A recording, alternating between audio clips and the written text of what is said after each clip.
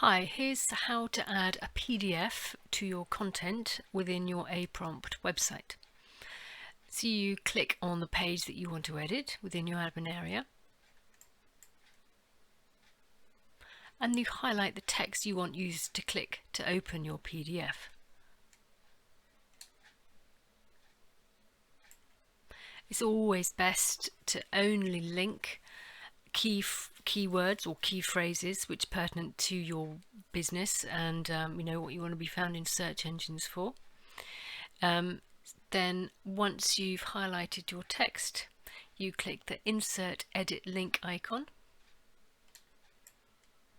You click the magnifying glass to access the file manager, and then you click on or select your PDF or upload a new PDF to the file manager and click Insert.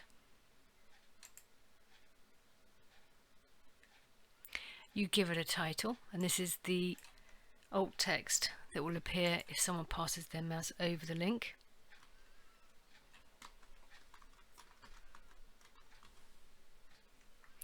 Now it's really important with a PDF, you always want people to open your PDF in a new window.